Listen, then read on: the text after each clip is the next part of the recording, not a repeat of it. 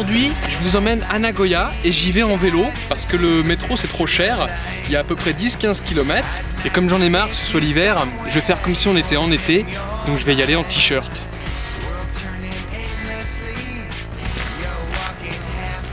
Et l'accessoire indispensable pour faire comme si on était en été, c'est les lunettes.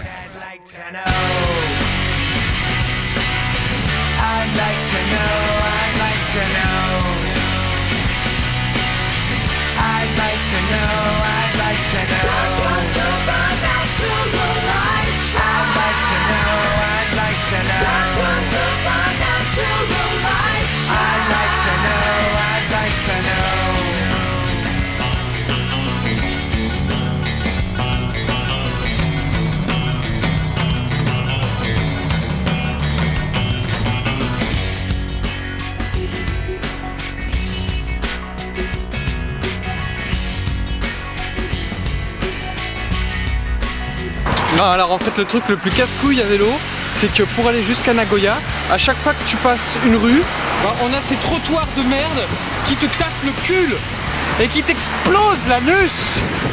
Voilà. Bon, j'avoue, je me la pète un petit peu. Je vais peut-être remettre mes fringues maintenant que je suis arrivé à Nagoya, vu que je fais plus trop de sport, je vais vite me refroidir. Bien sûr qu'il y a des animaux à Nagoya. Mais l'air froid, c'est vivifiant.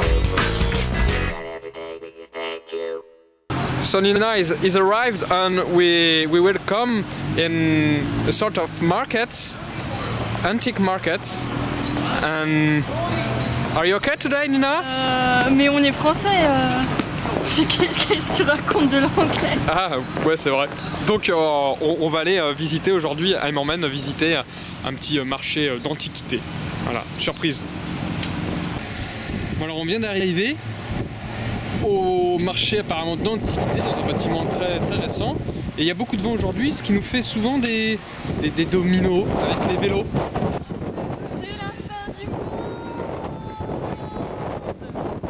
Alors cet endroit m'interpelle parce qu'en fait c'est juste une petite pièce où tu peux tout simplement boire, tu as des machines, voilà, comme il y a des distributeurs partout au Japon, c'est un endroit où tu te poses et tu bois ce que tu as acheté.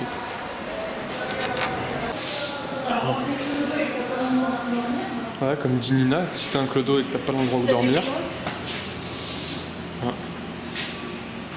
Eh, on peut s'acheter des glaces.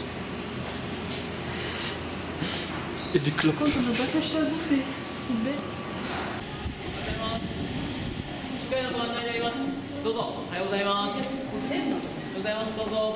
Qu'est-ce que t'as eu, Nina? Un prospectus pourquoi?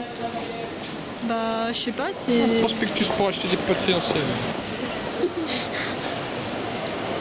Ah, c'est pas payant, trop cool. Bon, voilà, ouais, comme dit Nina, 35 € pour un bout de tissu, en fait c'est très cher.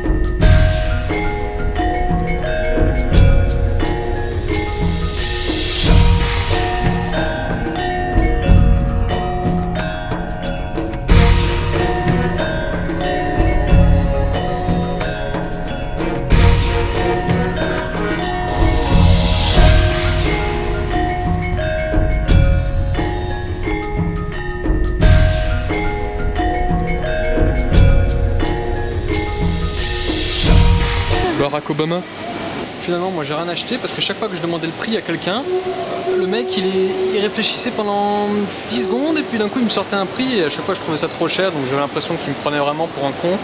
Nina à chaque fois qu'elle demandait, elle ça passait parce que les prix étaient déjà marqués, donc elle a des cadeaux, voilà, des cadeaux, des trucs, des machins, des bidules et moi j'ai rien. Donc il y en a une au moins qui est contente.